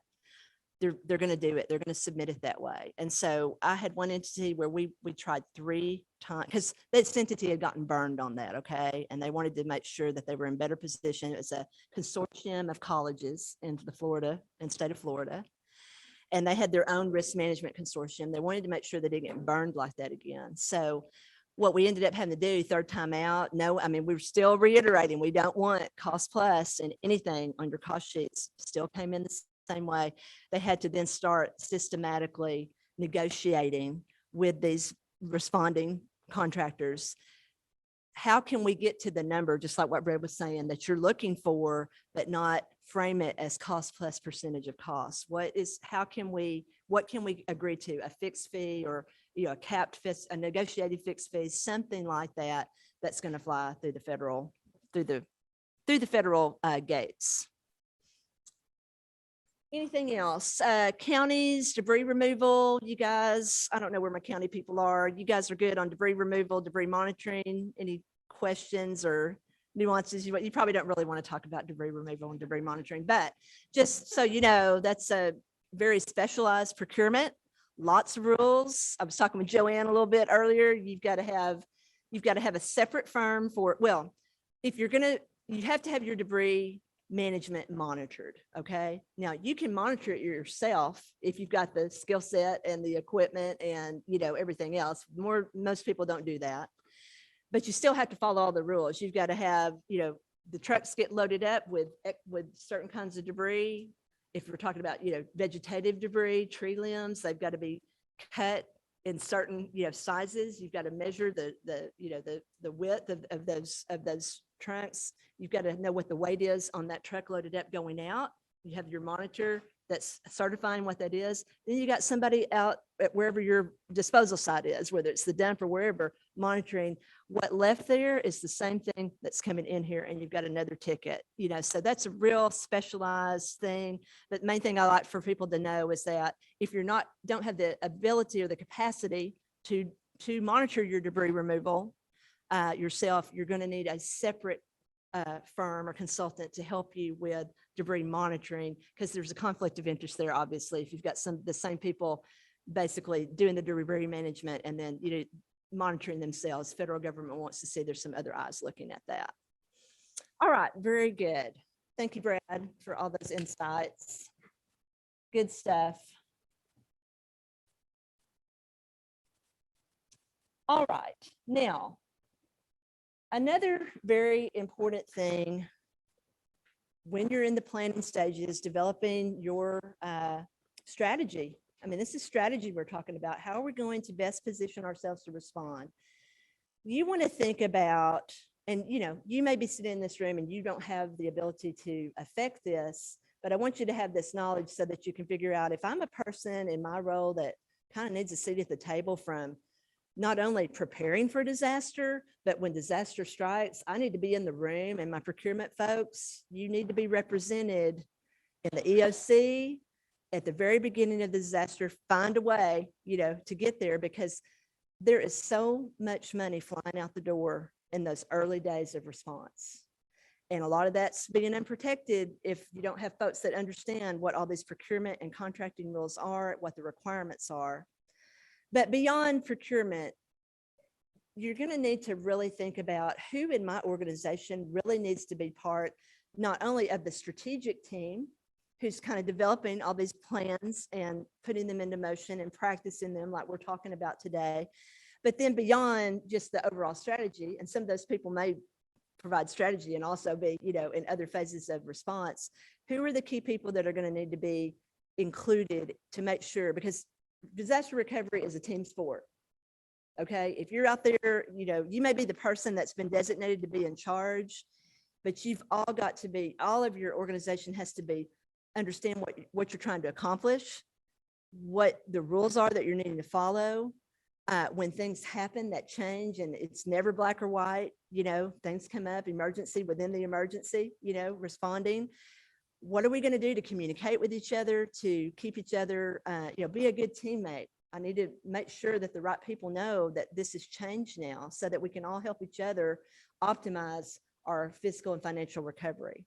So I will say a lot of times people just kind of say, well, based on the org chart, these are the people that need to be on the strategic team. And that's a way to do it. I'm not saying that that's a bad way to do it, because, you know, people org chart, you know, is levels of responsibility, areas of responsibility. But I would also challenge you to think about maybe, and I'll just put myself there, you know, maybe if maybe I'm, you know, the executive director over financial operations, but I'm not going to be the person that really can stick with the project long term. I'm going to be informed, and I'm going to be helping making decisions and guide decisions, but I need somebody that's in every one of these meetings when we're planning on restoring this building. You know, what else going to be a big coordinated effort? Do I have somebody on my team that, number one, is really well versed on the federal standards, that is there to has enough knowledge and will speak up when something's not going the right way and say, look, we need to raise my hand. If we go this path, you know, we've got a risk here of being reimbursed, or we've got a risk here of doing things the right way. Also, that strategic direction, and we'll dive into this at the very end of our talk today, is looking across all of these federal sources. You know, you've got your insurance when you're talking about physical disaster, but then beyond that, all these different federal sources of funding, whether it's FEMA, whether it is HUD, whether it is, you know, some of this federal funding that's come along with, you know, ARPA funding, CARES Act funding, et cetera. We need to have an awareness of there's a lot of other programs out there other than just FEMA. And so if there are ways for us to get what's eligible from FEMA, but then there are things that we can't cover under FEMA because they don't qualify, or, you know, various reasons, what are some other ways we can get some projects done to restore our communities, make ourselves more resilient, et cetera? So again, you know, there's something, you're going to need somebody typically that's going to be the overall claim lead. Okay. Again, that may be somebody designated off of the org chart to do that, but somebody that's keeping everybody rowing in the right direction, in the same direction, and understands what they're doing. This is where I make a quick pitch for project management, and I'm not necessarily making a pitch for our project management or for me in particular, but I'm saying you need a project manager. And now that's somebody, maybe you have someone qualified in-house, but someone needs to have a seat at the table that understands the needs of your organization, the needs of your community, the needs of your insurance adjuster, the needs of your procurement team, the needs of your FEMA claim, the needs of the construction project or the remediation project or the debris removal project. Someone needs to be able to sit at the table that knows enough about all of those pieces, not that's going to know everything about all of those pieces, going to be like, oh, that, but it's going to have a seat at the head of the table that's going to be like, wait a minute, we need to go ask Shelley. That I know that's going to be a procurement issue. I'm not quite sure what that answer is, but we're going to have to go seek out that answer. Or wait a minute, that's going to appeal to the insurance person, but there's going to be a big FEMA part of this, and we need to make sure that we're doing this right for the FEMA piece. You know, let's go do some research. So, you know, invest in that person. And again, this could be a local person, but make sure that there's one that's in charge, and understand that that person really needs to know that they're that person, and the district needs to know they're that person prior to the storm.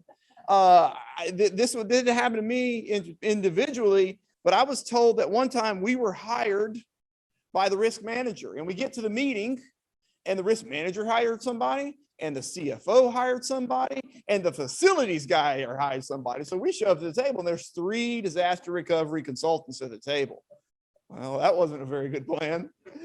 So, and not a very comfortable meeting. So, you know, again, you know, pre-position contracts, pre-planning. You know, I don't use the org chart, create a disaster org chart, right? Superintendent or county judge or whoever, right? They're in charge. But who's that person that sits directly under whoever's, you know, in charge over that organization that has direct access to the next person that's going to run the disaster for them? You know, and maybe it's under your emergency services guy, depending on the size of your organization. But who's going to be the person that's going to kind of quarterback or head coach this whole thing? Going to have a team of coaches underneath them working, but is going to have that to make sure that the community's goals are being met, along with all of, all the other moving parts to make sure that whatever recovery is available is getting tapped into. So. Excellent, thanks. All right, so in the quiet of this room, it's gotten very quiet all of a sudden.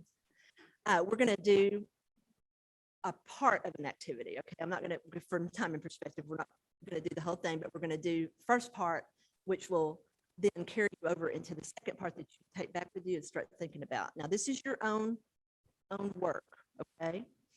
I want you to think through who needs to be, because in order to really be successful, you really have to start with this strategy piece, okay? Who is on your disaster recovery flight crew? Because we're sticking with our little fun, theme today. When you talk about this stuff over and over, week after week, you have to kind of come up with something to like make it a little bit more, have something to kind of hang your hat on for the thing. Oh, yeah, that's right. I've got the wrong, I do have the wrong page. I've got the wrong. It's, yeah, but it is, that is wrong. It is pages 21 and 22. I've got the wrong example of it. So it looks like, first page is just like an Excel sheet of a bunch of different positions listed. It's right in there. It's just up there on my slide wrong. Okay, thank you. So I want you to, let's just focus on the strategic team for now, okay? These are the people on your team that have a good grasp on the overall strategy of where your organization is going to go when you're faced with disaster, not only preparing for disaster, but responding to disaster. Now, I'm not talking about the people that are going to carry out all the individual department initiatives, okay? People in your organization, and again, you may have an opinion from your neighbor that works for the same organization about who would be a good point person for this. Purpose of this exercise is to think through who is important from a strategic standpoint to have on that team, and every organization is going to look a little different. So I'm going to give you a little, I probably won't take the whole 8 minutes here, but I'll start the timer, and then I'll probably talk about, since we're only doing one, we'll probably time about 5 minutes. All right, I'm going to call time on this one. So out of curiosity, just curious if what you kind of came up with looks like your org chart. How many people would say it kind of tracks with the org chart? A lot of people are shaking their heads. Anybody say no, not really? Afraid to say on record? All right. So what you can take, now that you've kind of thought back through that, again, you can take this back to your entity on page 2 or page, whatever that is, 22. You can take your results from that strategic team, plug them into that matrix, and then start to think of, now, some of those people that are part of the strategic team may end up in other phases, whether it's, response, recovery. What are all my phases here? Thank you. Monitoring, reporting, your documentation improve up. I mean, there's a lot of skill sets that are needed to make this whole thing work. Absolutely. I would say on your response, make sure it's someone that can respond. Yeah. Right? I mean, and I don't mean that to be rude at all, but people have life circumstances that, I'm not going to be in the middle of Houston when the power's out and you're making all these decisions. I'm going to be somewhere else. And some of that's good. Those people have internet and maybe they can provide you remote services, but if it has to be a on-site logistical service and for whatever reason they're not available, don't put them on that response list. It's not going to work so well. Sorry, I'm trying to figure out where I am. That would be. Yeah. Okay, all right. Thank you.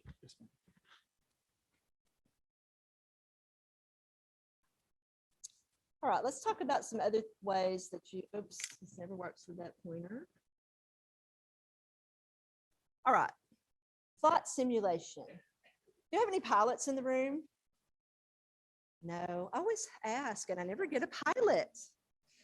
But, we've all seen the movies, right? We maybe know pilots, flight simulation is designed to what? Prepare you for flight, prepare you for things that might go wrong during flight, so that you can assess and figure out, okay, if there's something I need to fix it now before I really get up in the air and start, flying this heavy machinery. Same concept with disaster recovery, flight simulation. So a lot of you that interact with your emergency operations center probably may at least have heard that, they do a lot of, tabletop exercises, if you will, to make sure that whatever they've got in place is going to work. And has anything changed that we need to know about, to really test the waters, if you will. Well, what I like to tell people is I really think that if procurement can't be part of that tabletop exercise, and they really should be, honestly, with all the things we've talked about today that are huge risks for you. Procurement folks, I want to encourage you, do your own disaster procurement tabletop exercise. You can get some friends from the other departments to participate with you. But, you want to prepare a scenario. And, I know you guys are not going to be hard pressed to come up with a scenario. You've got some that you can recall, that you lived through, but come up with a challenging scenario that you want to work through. And you want to, number one, how are we going to pivot? How are we going to communicate to people? You need to now pivot from your daily type of procurement to federal disaster response procurement so that we're fully covered. You want to test out your standard operating procedures and checklists that you've created. You're going to go home and create right after today and see if they work. Did we leave something out that was huge? Because a lot of times you start reading what you want to read and you don't realize, oh, I missed a big, huge step here until you really practice it. You want to, again, test the checklist. You want to also, after every disaster, I just want to say, even after the tabletop exercise, do an after action review. What went well, what didn't, what do we need to fix? Who's going to be responsible for making these changes? And by what date are we going to get these changes made so that our plan is updated and we're ready to go? And again, modify as needed. Another thing that's huge for EOCs, usually the EOC director is very involved in this, is an after action review. Well, again, you can do that. Often procurement's not always included in that, but we've provided you with a tool in the back of your workbook. And those of you that are participating online, you've got a copy of this. This is just a real simple template for you to start to just, you could take this and modify it and make it your own. But, think about the most recent disaster you dealt with. For a lot of us, it's going to probably be a COVID, type event, but others of us may have had some others, that we've dealt with, depending on what part of I know most of our folks here are Texas residents, but we've probably got some people online that may not be Texas. So, you may have experienced something that, wildfires, whatever, more recently than COVID. But take yourself through and your team through that after action review. Did we know that we needed to do these things? And if we didn't, we're calling ourselves out. We didn't know we needed to do this.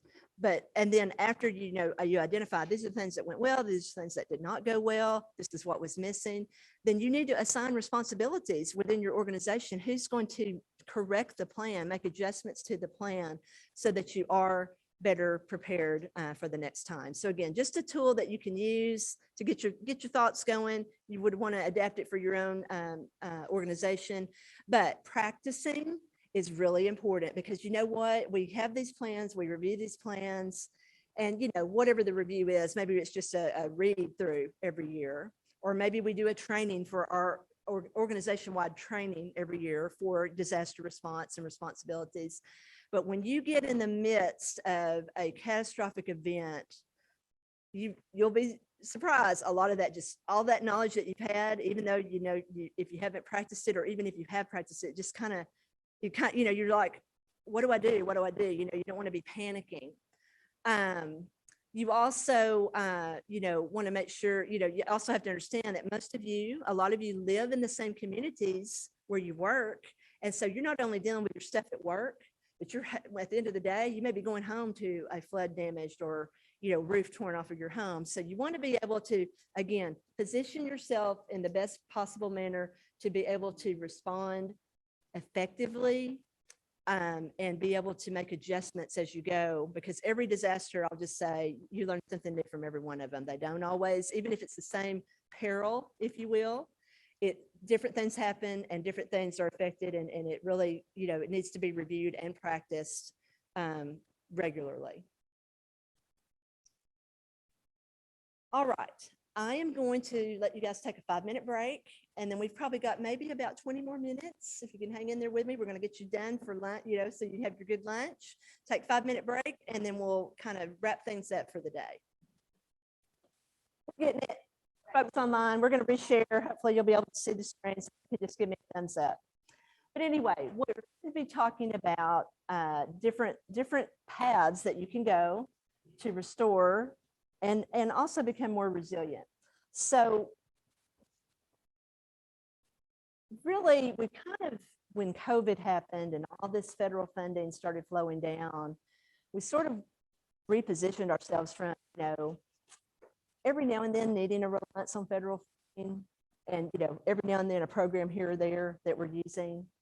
But when COVID happened, and it put a big spotlight on a lot of things, right? Not only recovery from, how we recover and make ourselves more safe and, mitigate the spread of disease, et cetera. But it really put a big spotlight on a lot of things. So not always a lot of equity in the way that our disaster funds and projects get doled out. Okay, so if we can say there was anything good about COVID in our context that we're talking about today, it brought forth a lot of things that I think a lot of communities knew. Hey, this is a gap we have. People, not everybody's getting the same type of recovery or resiliency applied to them based on socioeconomic factors, based on maybe the downtown area of a certain city just used to be booming, but for whatever reason everybody's moved out, but yet there's still that's where people are going for services, et cetera. So it put a big spotlight on also things like how do we help our students that don't have technology when they can't go to school to use the technology. Just some examples like that. You all know what I'm talking about. So now we're in a situation currently where we've got abundant sources of federal funding, and it just keeps flowing and it just keeps coming. And the bad news is all these rules that we're talking about today apply to all these different programs that we're going to talk about. So all the 2 CFR 200 type areas. I've had so many financial CFOs that I've worked with over these past 2 years. They're just saying, we don't want any more money. We don't want any more federal money. We can't keep up with it. We can't keep up with the rules. And they what they mean is we don't want any more that we can manage. But of course, if it's available and gaps, and you're going to have to, in order to stand before your community, say we did everything we could to try to make the best of a bad situation and to put us in a better position moving forward, we're going to have to be accepting that we've got to make the changes. And I think it will help us all be better prepared moving forward for even just the weather-related disasters.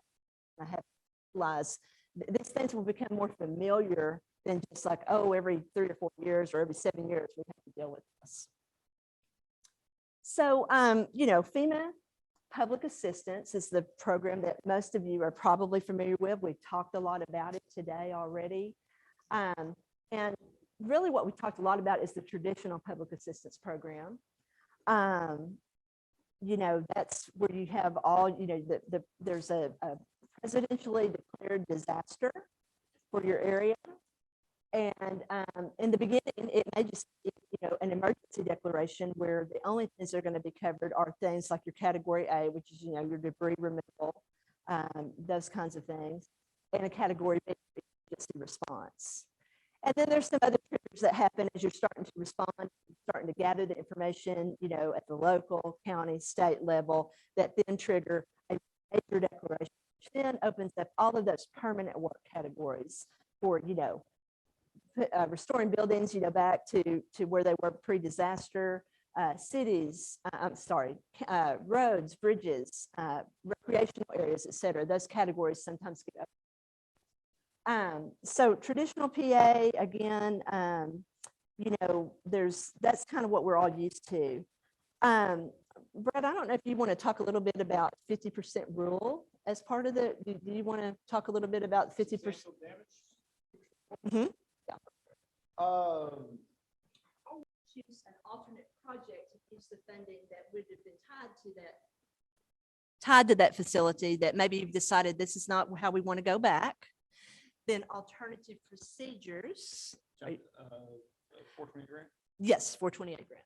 Alternative procedures is so you hear it called the Section 428 grant, is where you're able to combine. This is actually where you're able to combine and shift funding into other projects. It's supposed to be an expedited procedure. We giggle. It's supposed to be an expedited procedure. Mine was expedited to about 4 years. But you know, and this is exactly what I did. So I had a school district. I lost a middle school that included an auditorium, a field house, 2 restrooms, 2 concession stands, some other outbuildings, a DAEP.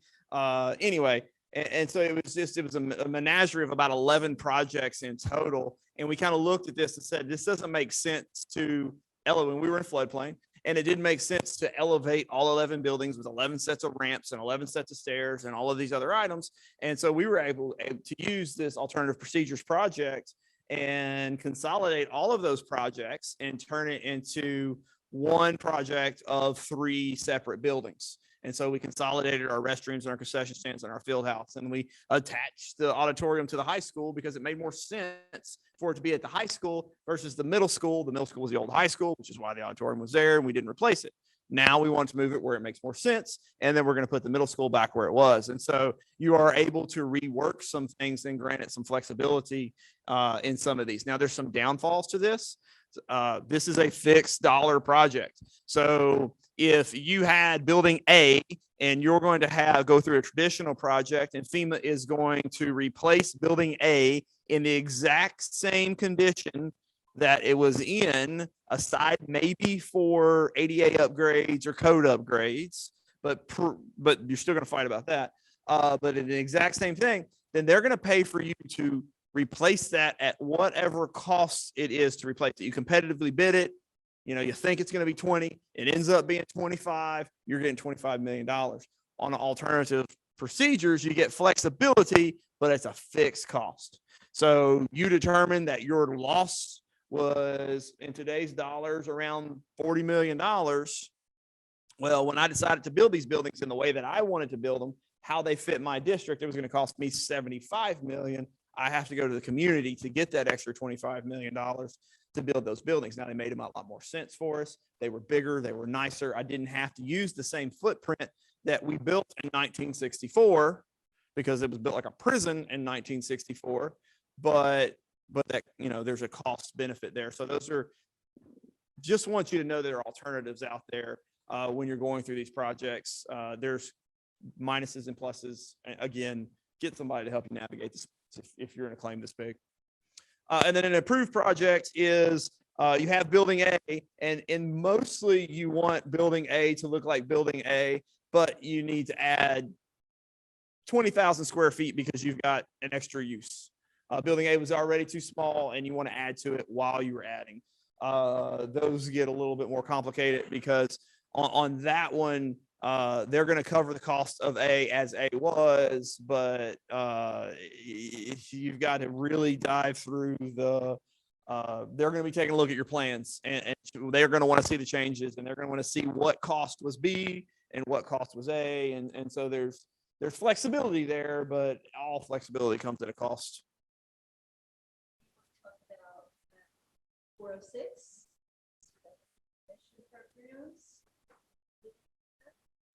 I'm trying to think. 406 is directly tied to the disaster. Okay. So there's 2 of them. There's 406 and 404. So 406 funding is directly tied to disaster. A great example of 406 is we're replacing your building, but we're going to replace it at a higher elevation than it was required for code. So, you know, the county requires 1 foot freeboard above base flood elevation, but we're going to give you money to do 2 foot above base flood elevation to make sure that we are mitigating the chances that this building is ever has a disaster again. Another one, I know City of Houston, some of the hospitals use flood walls. So the hospital gets flooded, elevating the building is not an option. It's not quite in the floodplain, so it's not a requirement to do something. But we can use a percentage of these funds to add mitigation to this project to put flood walls around the building. So hopefully that building doesn't flood in the future. And so there are several opportunities that are directly tied to your disaster and your dollars to mitigate the chance for potential disaster in the future.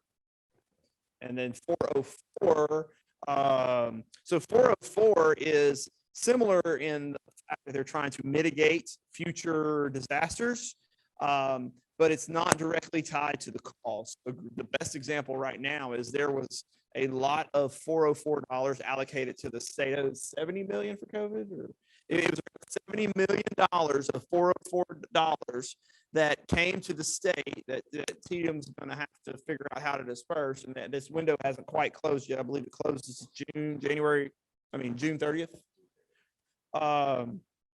And so you're able to mitigate for whatever type of projects, for whatever type of disaster. So you could potentially put a flood wall in based off of this $70 million for that the state got from COVID.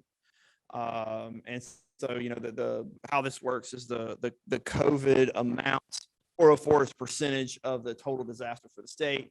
There was so X amount of dollars in the state with COVID.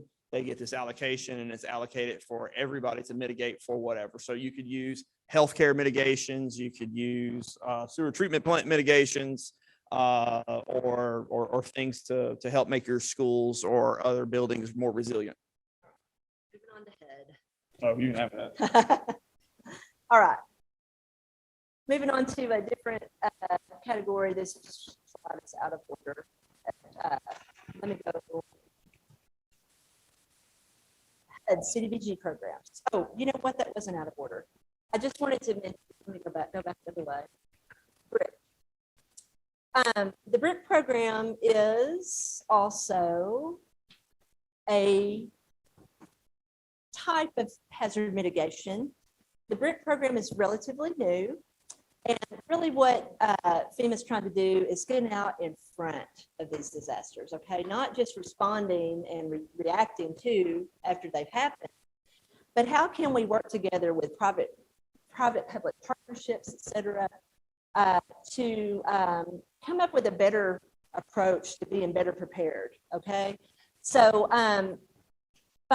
fiscal year 2021, there was up to $1 billion through the BRIC program made available to states, local governments, territories, and essentially this is a competitive grant, okay? This is a little bit different flavor. You have to come up with your project, work with your community, do your community outreach, get input from the community about, hey, this is what we'd like to do. We'd like to compete for, you know, $1 million to help us do this, that, or the other. So BRIC is relatively new. If you happen to go out to FEMA's website, and if you just Google FEMA BRIC, there's some really neat projects that got awarded that you can look at, kind of like case studies, whatever. So it's really, really good information there. All right, now moving on to HUD. Housing and urban development. These are, I don't know what's on there. I lost my internet.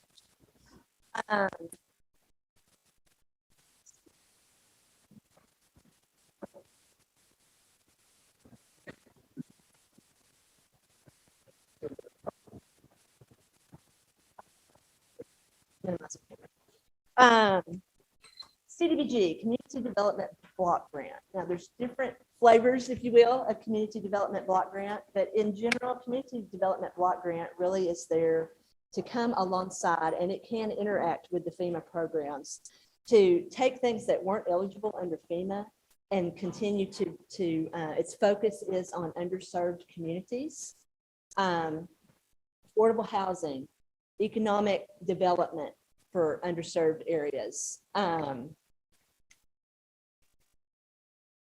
just a variety of, I don't know, it's not bigger for some reason, a variety of programs under CDBG. Some examples that I've seen with CDBG funding, I mean, it's not always just a building or, you know, a facility or like housing. I saw a really neat project where there was like a public-private partnership for a food co-op where, you know, people in the community, oh, sorry. I've got too many things to have to hang on here too. I think my notes is the problem. Okay, sorry. Anyway, CDBG, let's go to, so that's just your traditional CDBG. That is basically an allocation grant. You're allocated based on your per capita, based on socioeconomic factors. CDBG DR, disaster recovery, that is one that's tied to specific disaster, kind of comes in and helps support and take that recovery effort of a city, in particular, usually a city, to another level for underserved communities. Same kind of projects as just straight CDBG, but, you know, affordable housing, infrastructure upgrades, access to affordable utilities, things like that that get exposed in a certain way during a disaster. CDBG mitigation, again, that's a fairly new program. 2018 is when that one came into place. Same kinds of, you know, activities to make yourself more resilient for high impact, underserved community focus there as well. And then, of course, we had a CDBG CV, coronavirus flavor of that, that came in to basically, you're good, allow for direct assistance for for-profit businesses as well. You know, we had a client that they got CDBG CV and, you know, was able to help a whole section of the downtown area that had to get, you know, shuttered and basically get them some funding to be able to get things back up and running. All right. I think you guys are pretty familiar, most of you, with ARPA. The ARPA, you know, there's some educational ones specifically in state and local. ARPA, State and Local Fiscal Recovery Fund. You don't mind it, go ahead and advancing a little bit. $350 billion to state and local tribal governments, put into place to fight the pandemic, support recovery impacts, help maintain vital services to the community, and also building strong, equitable recovery and resiliency as well. So that's the State and Local Fiscal Recovery Fund. Many of you are probably already working using that funding. HERF 3, I don't know, do I have any higher ed people here today? Got a couple higher ed people. You guys are familiar with HERF 3. There was, you know, HERF 1, 2, and 3. Every level of that was more and more money, you know, kind of describing that scenario. 339.6 billion to support higher education needs. And, you know, they say at least half of it needs to go towards, you know, financial assistance for students. I'm going to tell you what I'm seeing is they really like a lot more than half. You know, they want your focus to be on students, helping students with, you know, getting back to school, being able to continue on with their education. All right. And then for ISDs, most of you have been working through ESSER 1, 2, and 3. 3 was what came with the ARPA funding. Another 122 billion to state education agencies, 2.75 billion to private nonprofit, to nonprofit schools. You know, safe, lots of things. A lot of indoor air quality projects that are related to ARP ESSER 3 going on. Supports for delivering instruction, social emotional supports for our kids that, you know, had to be away from school. Maybe they're learning digressed because they had to, you know, learn in a different way, be at home, didn't have everything that they needed, and also capital improvements. And so I know for the state of Texas, of course, ESSER 3 projects are coming down through TEA. You have to get, you know, approval, all that. I'm not an expert in all of those ins and outs. But anyway, and then one more that's coming, that's here, but not really totally fleshed out, is the Infrastructure Investment and Jobs Act. This is a ton of money coming out over the next 10 years, 550 billion in new spending. It's a mixture of entitlement or allocation type funding and also competitive grant funding. And, you know, whether you're a recipient or a subrecipient, it's going to differ on what you're trying to do. This is really big strokes to support broadband, improve cybersecurity, which is a big threat and was a big exposure, transportation, and utilities and environmental impacts. So you're going to be hearing a lot more about IIJA. And again, these same procurement rules are going to be applied to most of that funding. All right. Huh?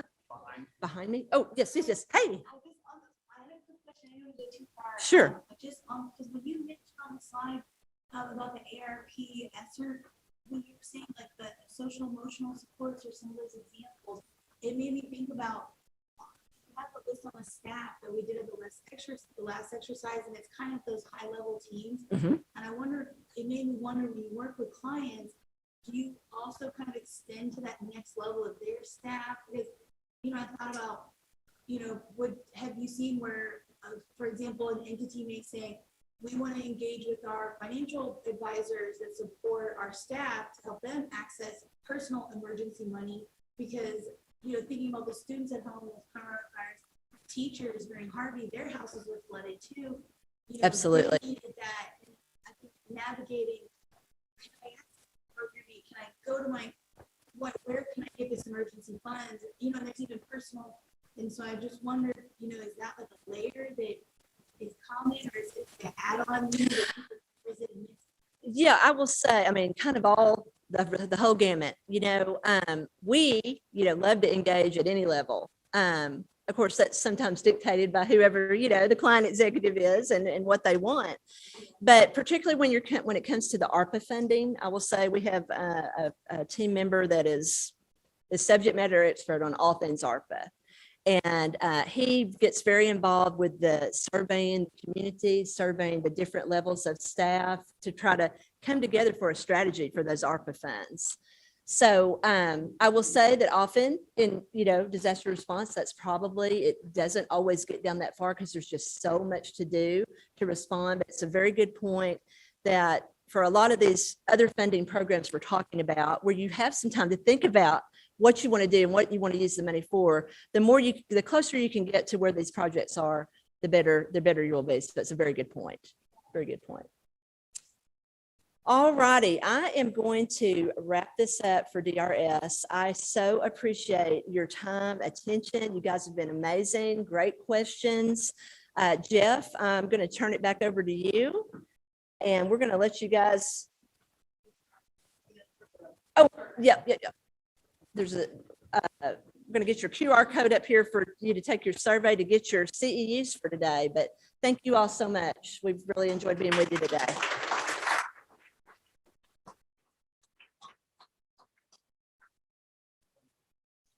Oh, sorry. Okay. Well, first, let's say a thanks again to our DRS team. I think I told Shelley that it was tremendous with the involvement, the questions. I think Joanne said there were a number of questions online.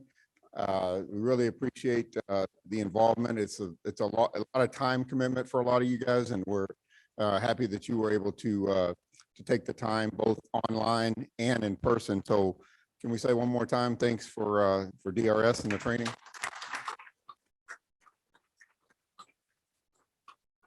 Yeah, it was good. I like that.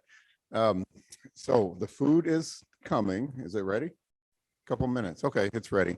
But you have to sit and listen to me for like 1 or 2 minutes. So sorry about that. Yeah. Anyway, we have it's kind of our housekeeping thing. I see people already getting their phones out. Please take just a few minutes to take a shot of this QR code. Tell us, and my normal statement on this is you don't have to say, oh, it was great or whatever. Please tell us if you liked it, obviously tell us that. But if you're like, well, we need to do this, we need to do that, you might suggest doing this or whatever. We're always trying to make these things better, whether it's us working with some of our really good vendors, teaching just anything. We're always trying, you know, iron sharpens iron. We're always trying to get a little bit better. So, you know, please tell us if good, bad, or indifferent. Yeah, don't hold back. And I promise we won't come after you. So anyway, if you would please take a shot of that. There's also the tent cards for those of you that are here physically in person. If you don't want to have to try and take a shot of the screen up there, that should be on every table also.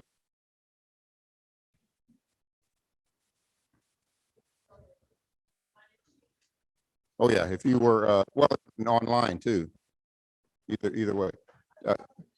Okay, Joanne said she's already communicated online. If people were interested in CEUs, continuing education units, please either let us know somehow, or you can also note it on the sign-in sheet when you guys signed in up there. Okay, I think we have 3 hours, maybe three CEUs. Okay, are we good with the code? Okay. The right resources right now. It is for all the online people. We've got a beautiful 270-degree view of the bay and boats coming in and out and birds and waves and all that, and some nice food. And we wish you were here. Maybe make it a special event to travel from you know, New York City or something to come to Houston just for an event and lunch. Next time Choice does one of these. I say that tongue in cheek, but anyway, we appreciate your time attending online, and for the rest of us, I think we're going to go ahead and stop the video and start the eating process. But thank you very much for taking your time.